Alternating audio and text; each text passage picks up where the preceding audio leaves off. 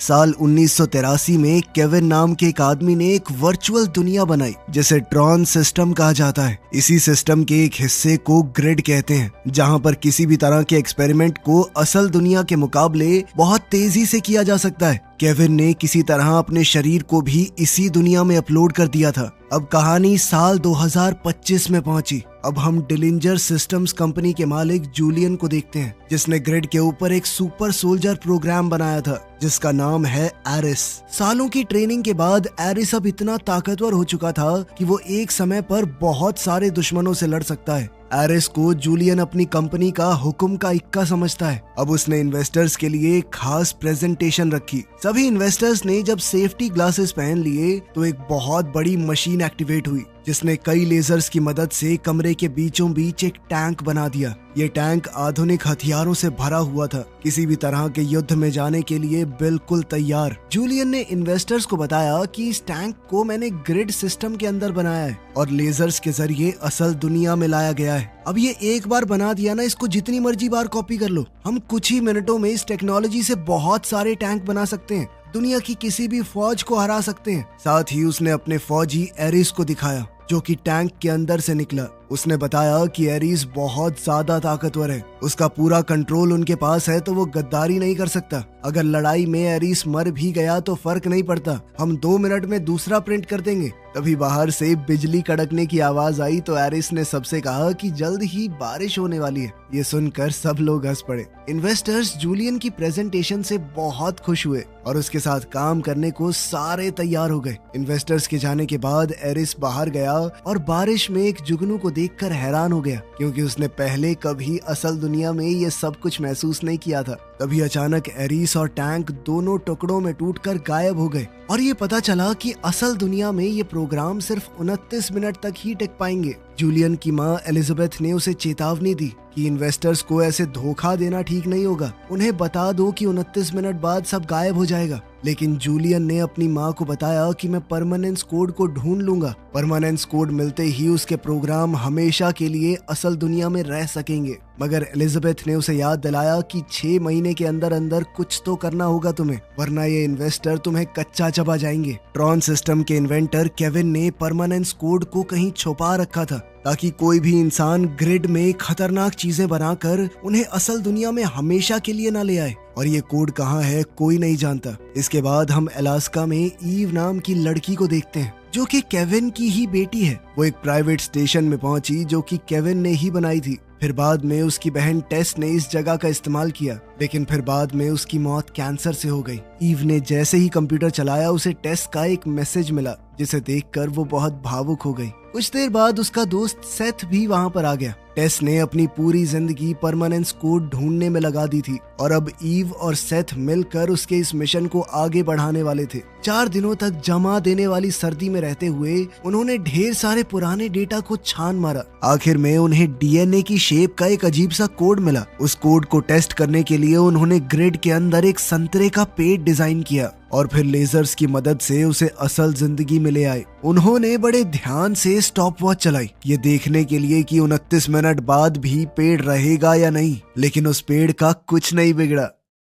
उधर एरीज फिर से ग्रिड में जागा, लेकिन इस बार वो बहुत डरा हुआ था। उसके दिमाग से जूलियन की बातें जा नहीं रही थी जब वो एरीज के लिए बोल रहा था कि अगर ये तबाह भी हो गया तो दूसरा बना लेंगे। उसकी दूसरी कमांडर एथीना ने पूछा कैसी रही दूसरी दुनिया की सैर। एरीज ने उसे बताया कि बारिश तो कुछ अलग ही महसूस हो रही थी। एथीना को उसकी बातें समझ नहीं आई क्योंकि वो कुछ महसूस थोड़ी कर सकते हैं, वो लोग इंसान थोड़ी हैं। अगली रात एनकॉम कंपनी ने अपनी लेटेस्ट गेम के लॉन्च के लिए एक बड़ा इवेंट रखा। उनका चीफ टेक्नोलॉजी ऑफिसर अजय बहुत परेशान है और ऊपर से मीडिया भी इवेंट से उसके गायब होने की खबर पूरे शहर में फैला रहा था। इसी बीच एलिजाबेथ को पता चला कि जूलियन एनकॉम को हैक करने वाला है, क्योंकि वो जानता है कि ईव भी परमानेंस कोड के पीछे लगी हुई है। एलिजाबेथ ने कहा कि ये बहुत रिस्की है, रहने दो, लेकिन जूलियन ने अपनी माँ की बात को नजरअंदाज कर दिया और अपनी फौज को भेज दिया ईव की यूजर फाइल्स चुराने के लिए। जल्दी ही एरिस, एथीना और दूसरे कुछ फौजी ग्रिड के अंदर एनकॉम के सर्वर में घुस गए।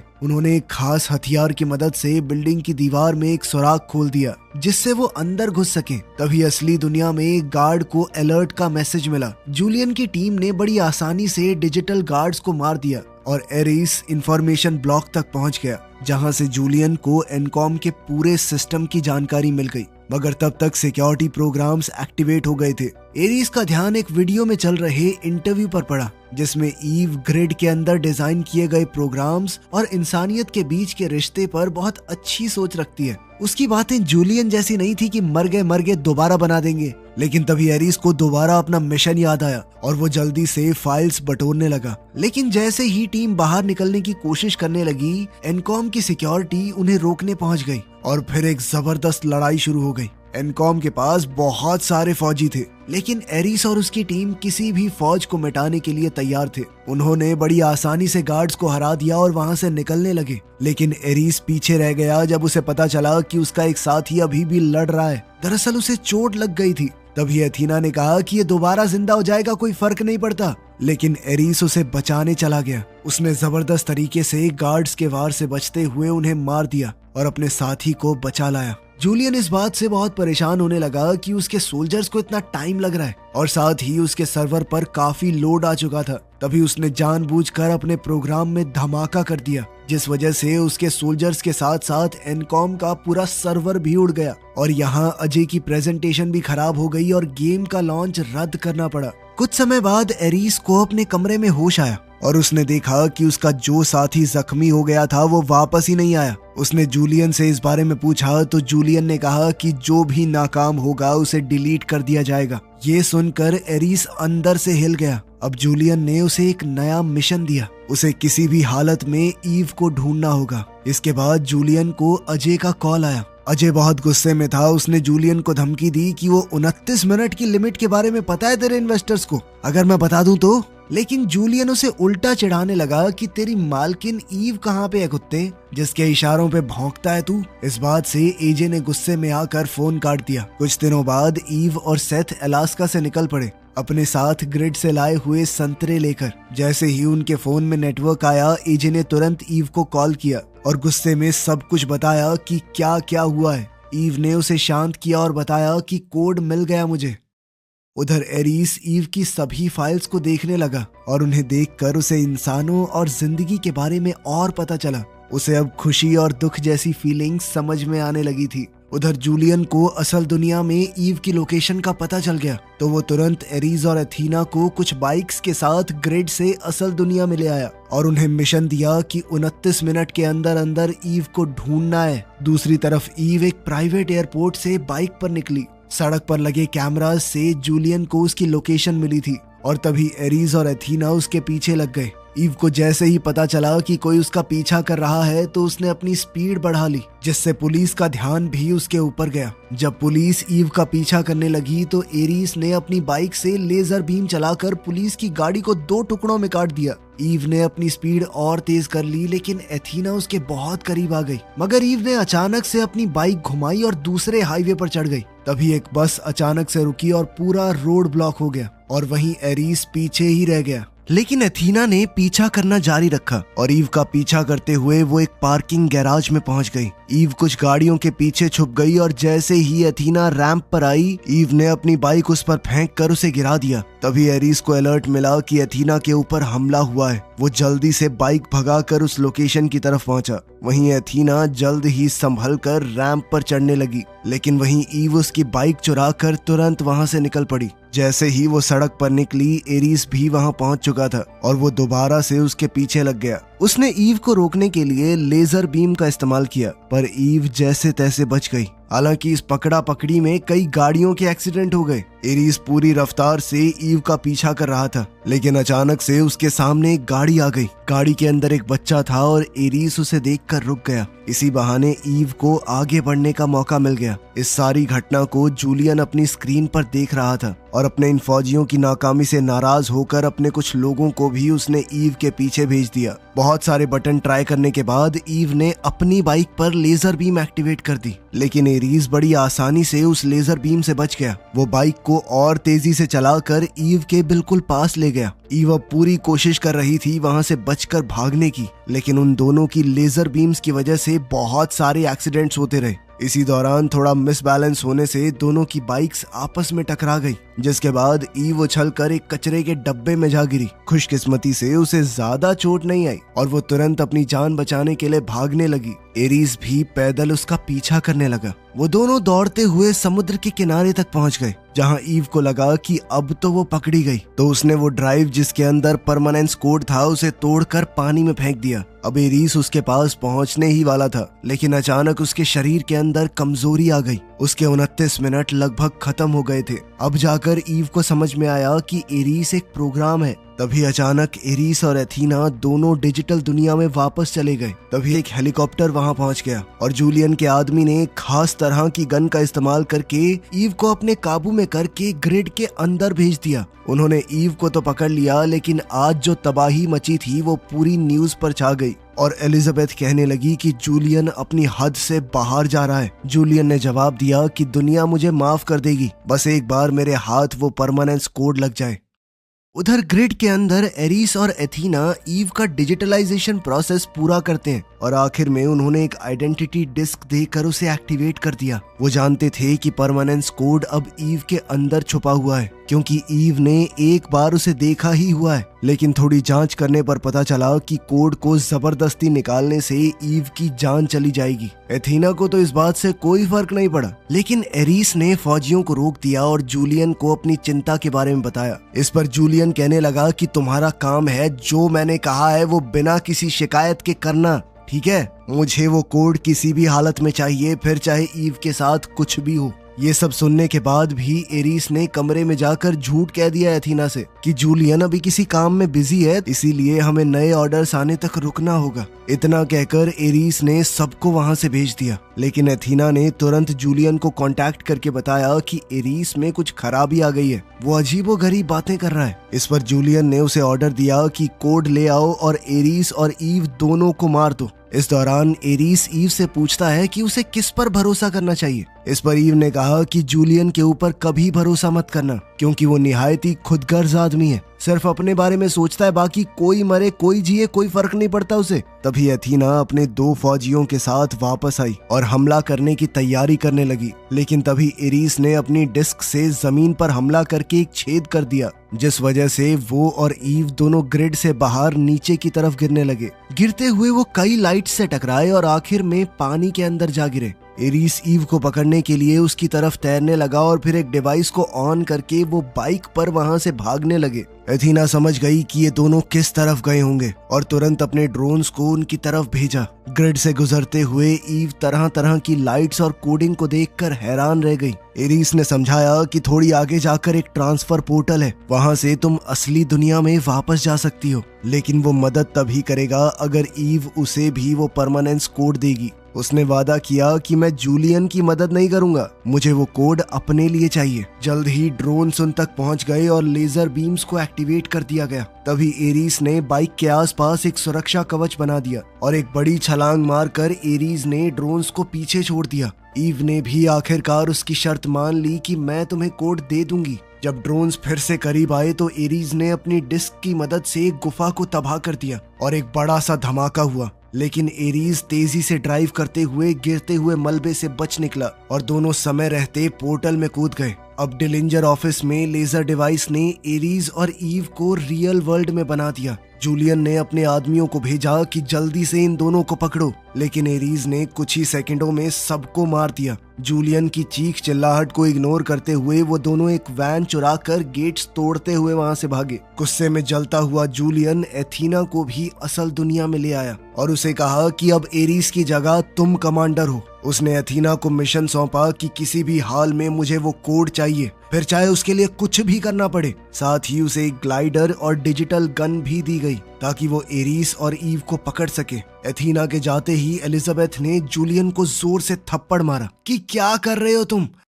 रोड पर ईव ने एरिस को बताया कि उसने वो कोड केविन की पुरानी फाइल्स में ढूंढा था, मतलब कि कोड की एक कॉपी केविन के पुराने सिस्टम में भी होगी। लेकिन एरिस ने हिसाब लगाया कि इस पुरानी सी वैन में हम एनकॉम ऑफिस 29 मिनट में तो नहीं पहुंच पाएंगे। तभी वो लोग एक पेट्रोल पंप पर रुके और ईव ने क्लर्क को फोटो मैगजीन में अपना चेहरा दिखाते हुए कहा कि देख मैं फेमस हूँ, मुझे एक बार अपना फोन दे दे, बाद में बहुत पैसे दूंगी। उसने सेथ को कॉल करके कहा कि ऑफिस के अंदर एक डिजिटलाइजिंग गन लेकर उसका इंतजार करे। साथ ही उन्होंने क्लर्क की तेज भागने वाली गाड़ी भी ले ली। ईव ने उस आदमी से वादा किया कि मैं तुम्हें बहुत सारे पैसे दूंगी, चिंता मत करो। गैस स्टेशन के सिक्योरिटी कैमरास पर उनकी गाड़ी दिख गई, जिससे एथीना ने उनकी लोकेशन का पता लगा लिया। एरिस गाड़ी को बहुत तेज चलाने लगा, लेकिन उसके जबरदस्त रिफ्लेक्सेस की वजह से वो आसानी से सारी गाड़ियों से बचकर निकलता रहा। सफर के दौरान उसने ईव को बताया कि मैं तुम्हारे बारे में लगभग सब कुछ जानता हूँ, क्योंकि मैंने तुम्हारी सारी फाइल्स पढ़ी हैं, तुम्हारे परिवार के साथ तुम्हारे भेजे हुए मैसेज तक पढ़े हैं। ईव ने उसे बताया कि प्यार और दुख इंसानी जिंदगी का हिस्सा है। एरिस भी समझ गया कि ईव अपनी बहन के काम को इसलिए जारी रखना चाहती है ताकि वो उससे जुड़ी रह सके। एनकॉम ऑफिस के बाहर पहुंचकर एरिस ने जल्दी से गाड़ी पार्क करने के चक्कर में ठोक दी। वो दोनों सेथ से मिले और तेजी से म्यूजियम फ्लोर की तरफ भागते हुए गए, जहां पर केविन का पुराना सिस्टम एग्जीबिशन में लगा हुआ था। जैसे ही ईव को कोड मिला, सेथ ने डिजिटलाइजिंग गन को जोड़ना शुरू कर दिया, लेकिन इससे पहले वो एरिस को कोड दे पाते एथीना वहां पहुंच गई। उसने तुरंत हमला नहीं किया और एरिस समझ गया कि ये बस इस बात का इंतजार कर रही है कि मेरे 29 मिनट खत्म हो जाएं। एरिस ने कहा कि प्लान को थोड़ा बदलना पड़ेगा, मेरे बिना तुम दोनों इससे लड़ नहीं पाओगे। वो खिड़की से कूद गया ताकि एथीना से लड़ सके, लेकिन ईव एरिस को मरने नहीं देना चाहती थी। उसने गन को एक्टिवेट कर दिया और एरिस को केविन की ग्रिड में भेज दिया। अब एथीना खिड़की तोड़कर अंदर घुस गई।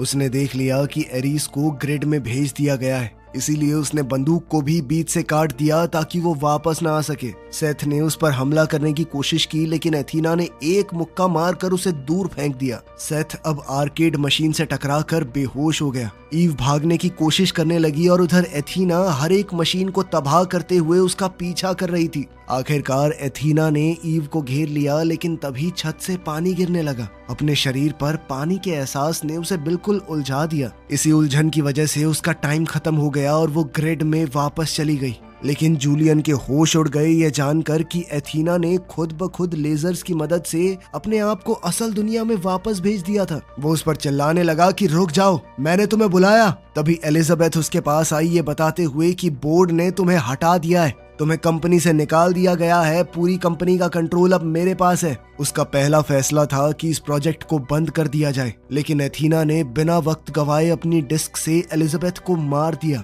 ये देखकर जूलियन बिखर गया, लेकिन एथीना ने उसे याद दिलाया कि तुमने ही तो कहा था कि किसी भी हाल में तुम्हें वो कोड चाहिए, तो मैं तो बस अपना मिशन पूरा कर रही हूँ। अब एथीना ने अपने 2 फौजियों और एक बहुत ही ताकतवर व्हीकल को असल दुनिया में बुला लिया था। उन्हें लेकर वो अपना मिशन जारी रखती है। उसके जाने पर जूलियन कंप्यूटर की तरफ भागा और सिस्टम को ओवरराइड करने की कोशिश की, लेकिन एथीना ने पूरे सिस्टम पर कब्जा कर लिया था। उधर एनकॉम ऑफिस में अजय तबाही देखकर हैरान रह गया। ईव ने उसे पूरा सच बताया और कहा कि इस बंदूक को जल्दी से ठीक करो, यही हमारा आखिरी चांस है। तभी उन्हें दूर से एथीना आती हुई नजर आई और ईव समझ गई कि जब तक डिलिंजर सिस्टम्स के सर्वर चल रहे हैं, एथीना बार बार वापस आती रहेगी। उसने अजय से कहा कि एथीना की गिराई हुई बंदूक का इस्तेमाल करके डिलिंजर सिस्टम्स के सर्वर्स को हैक करे और उनकी ग्रिड को बंद कर दे। सड़क पर लोग एथीना को देखकर उससे घबराने लगे। पुलिस का एक हेलीकॉप्टर उसे रोकने के लिए आया, लेकिन एथीना ने खतरनाक लेजर्स का इस्तेमाल करके उसे हवा में ही उड़ा दिया। कुछ ही देर में फौज ने अपने फाइटर जेट्स भेजे, लेकिन वो भी कुछ ही सेकंडों में गिरा दिए गए। ईव सड़क पर भाग रही थी, इसलिए एथीना ने बहुत सारी ट्रैकिंग मिसाइल्स उसकी तरफ भेज दी। बेचारी ईव कुछ मिसाइलों से तो बच गई, लेकिन फिर कुछ ड्रोन्स ने उसके इर्द गिर्द घूमकर रोशनी का एक घेरा बना दिया, जिसके अंदर से वो निकल नहीं सकती थी। तभी एक फाइटर जेट एथीना के व्हीकल के इंजन से टकरा गया, जिससे उसने कंट्रोल खो दिया और नीचे गिरते हुए कई बिल्डिंग्स से टकरा गई। उधर केविन की ग्रिड में एरीज केविन की ही एक परछाई से मिला, जो कि इस पूरे सिस्टम को बनाने वाले इंसान केविन की ही एक कॉपी थी। एरीज ने कहा कि अगर तुम केविन हो तो तुम्हारे पास परमानेंस कोड भी होगा। देखो, वो कोड मुझे सिर्फ अपने लिए नहीं चाहिए, मैं जीना चाहता हूँ ताकि ईव को बचा सकूं। तुम्हारी पोती है वो। एरीज की बातें केविन को पसंद आई, इसीलिए उसने परमानेंस कोड दे दिया और उसे एरीज की डिस्क में डाल दिया। एरीज ने अब अपनी डिस्क का इस्तेमाल करके एक रोशनी की बीम में कदम रखा, जो उसे केविन के पुराने बेसमेंट में ले गई। शहर में एथीना अब अपने टैंक में बैठ गई थी और उसने तेजी से जाकर ईव को पकड़ लिया। अब उसके वापस जाने के कुछ ही मिनट बचे थे, इसीलिए एथीना ने अपने रास्ते में आने वाली सभी गाड़ियों को चकनाचूर कर दिया। अचानक एरीज सड़क के बीच में आ गया और उसके सूट पर नए रंग चमकने लगे, जो बताते थे कि अब वो पूरी तरह आजाद है।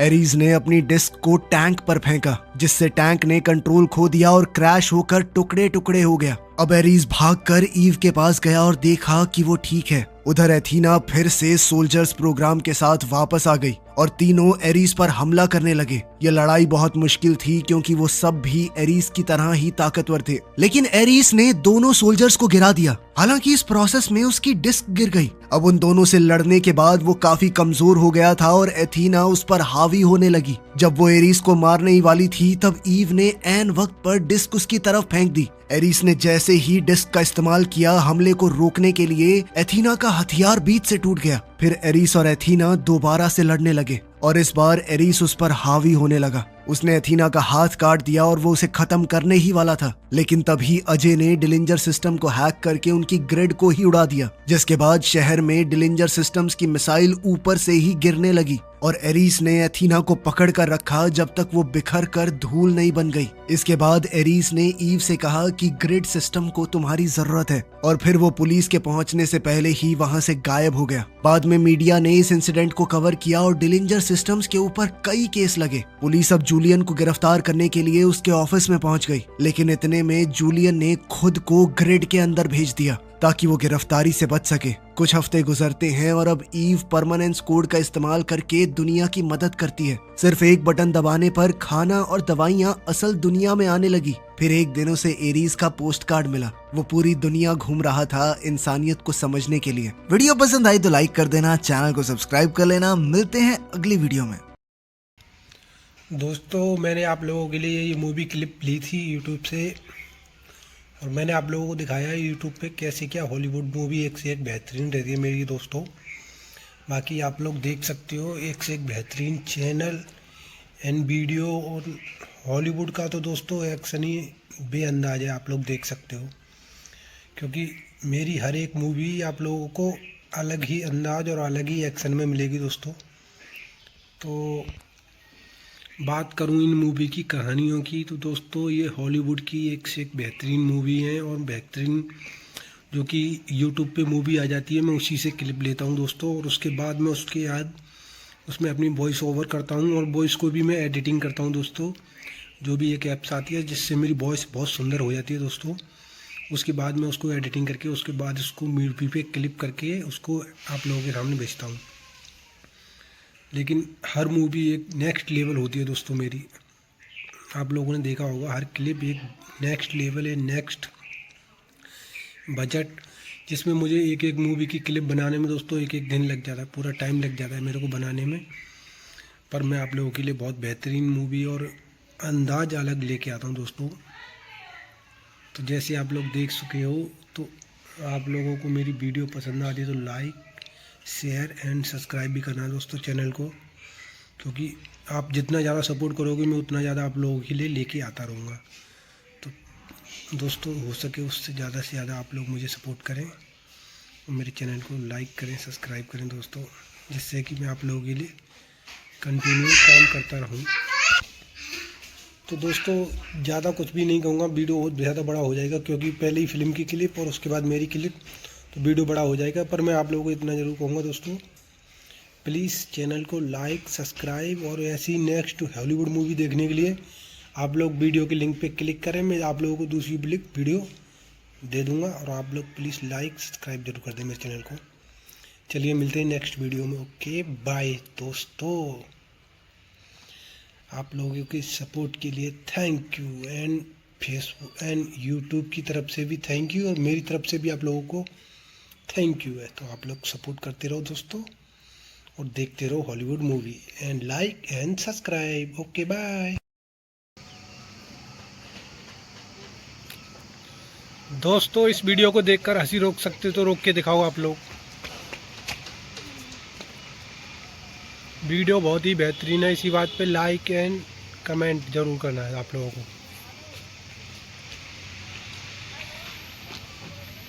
हॉलीवुड का तो दोस्तों एक्शन ही बेअंदाज है, आप लोग देख सकते हो, क्योंकि मेरी हर एक मूवी आप लोगों को अलग ही अंदाज और अलग ही एक्शन में मिलेगी दोस्तों। तो बात करूं इन मूवी की कहानियों की, तो दोस्तों ये हॉलीवुड की एक से एक बेहतरीन मूवी है, और बेहतरीन जो कि यूट्यूब पे मूवी आ जाती है, मैं उसी से क्लिप लेता हूं दोस्तों, और उसके बाद मैं उसके बाद उसमें अपनी वॉइस ओवर करता हूं, और वॉइस को भी मैं एडिटिंग करता हूं दोस्तों। जो भी एक ऐप्स आती है जिससे मेरी वॉइस बहुत सुंदर हो जाती है दोस्तों। उसके बाद मैं उसको एडिटिंग करके, उसके बाद उसको मूवी पे क्लिप करके उसको आप लोगों के सामने भेजता हूँ। लेकिन हर मूवी एक नेक्स्ट लेवल होती है दोस्तों मेरी। आप लोगों ने देखा होगा हर क्लिप एक नेक्स्ट लेवल है, नेक्स्ट बजट, जिसमें मुझे एक एक मूवी की क्लिप बनाने में दोस्तों एक एक दिन लग जाता है, पूरा टाइम लग जाता है मेरे को बनाने में। पर मैं आप लोगों के लिए बहुत बेहतरीन मूवी और अंदाज अलग लेके आता हूँ दोस्तों। तो जैसे आप लोग देख चुके हो, तो आप लोगों को मेरी वीडियो पसंद आती है तो लाइक शेयर एंड सब्सक्राइब भी करना है दोस्तों चैनल को, क्योंकि आप जितना ज़्यादा सपोर्ट करोगे मैं उतना ज़्यादा आप लोगों के लिए लेके आता रहूँगा। तो दोस्तों हो सके उससे ज़्यादा से ज़्यादा आप लोग मुझे सपोर्ट करें, और मेरे चैनल को लाइक करें, सब्सक्राइब करें दोस्तों, जिससे कि मैं आप लोगों के लिए कंटिन्यू काम करता रहूँ।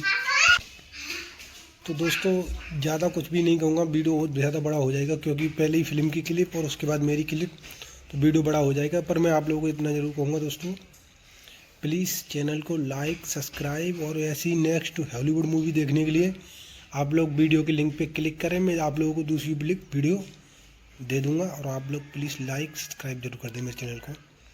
चलिए मिलते हैं नेक्स्ट वीडियो में। ओके बाय दोस्तों। आप लोगों की सपोर्ट के लिए thank you, and Facebook and YouTube की तरफ से भी थैंक यू, और मेरी तरफ से भी आप लोगों को थैंक यू है। तो आप लोग सपोर्ट करते रहो दोस्तों, और देखते रहो Hollywood movie, and like and subscribe. Okay bye दोस्तों। इस वीडियो को देखकर हंसी रोक सकते तो रोक के दिखाओ आप लोग। वीडियो बहुत ही बेहतरीन है, इसी बात पे लाइक एंड कमेंट जरूर करना है आप लोगों को।